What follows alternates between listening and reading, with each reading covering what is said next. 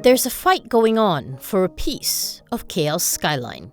The Kuala Lumpur Tower, one of the world's tallest telecom towers and previously owned by Telekom Malaysia, is undergoing a change of operator. However, previous concessionaire Menara Kuala Lumpur, or MKLSB, had refused to hand over the keys to the new operator, LSH Service Master, which is 70% owned by newly listed Lim Seong Hai Capital. So, how did all parties involved get here? So in 2021, they decided to sell, and this company, little-known company called Hydro Shop, Sendirian Berhad, they came into the picture. That time it was during the administration of Dato Sri Ismail Sabri, and back then the communication minister was Tan Sri Anna Musa. So during that time, after a few negotiations and all this, they decided that the government decided that Hydro Shop is the one that should take over Menara KL, MKLSB, from TM. The acquisition of MKLSB from TM to Hydro Shop was completed on October 31st, 2022. So, interestingly enough, about a month later, we have the GE15. There was a new unity government, and the new Prime Minister is Dato Sri Anwar Ibrahim, PMX, and the new Communication Minister is Dato Fahmi Fadzil.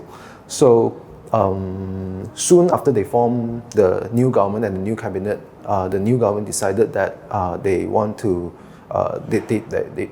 investigate this acquisition. While this was all taking place, the government opened up bids for KL Tower's new concession that was eventually won by LSH. LSH was supposed to take over the management of the tower at the stroke of midnight on April 1st, only for everything to go awry.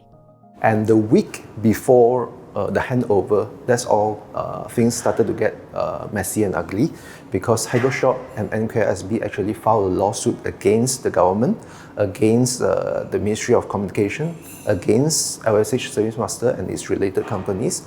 They are basically saying that the government has wrongfully terminated them, and LSH Service Master benefit from the situation. In order to get both sides of the story, Liew reached out to both companies.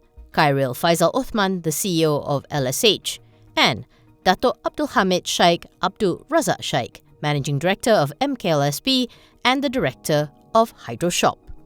So for Encik Khairil, he mentioned that as far as they are concerned, they are totally not aware that there is any previous concession agreement between MKLSB and the government. This is beyond their knowledge. What they know is that since February, March last year, when government called for the tender, which initially as a RFP, they just participated, right? So they, as far as they are concerned, they won fair and square. Okay, everything is approved and evaluated by the government and the cabinet. In short, they don't know what they have done wrong. They are always given the understanding that by April 1st, they will be allowed to go in as a new operator and do their job. But from Hydro Shop's perspective, they think that they have been wrongfully terminated, and over the past 2 to 3 years, they have been contesting, they have been bringing up this issue to the new government, but they were constantly ignored by the government. So they actually seek for various compensations and payments from the government, but they were ignored.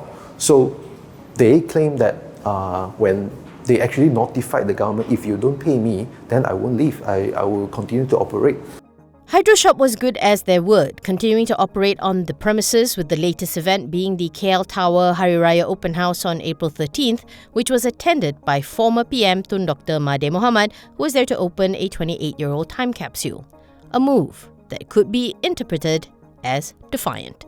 So I think it's also interesting to note that amidst all these ongoing lawsuits and dispute, Hydro Shop and MKLSB actually hold such highly publicized and flashy events. But I think our Communication Minister, Dato Fahmi, is not amused. So on Tuesday, he actually said the occupation of KL Tower by Hydro Shop is unlawful, and he wants them out by Thursday. Fahmi is insisting that the government is not taking sides in this dispute and that the eviction notices that they have issued are lawful. For now, KL Tower is back open to the public, with LSH promising a slew of improvements to enhance the visitor experience. However, the lawsuit continues on.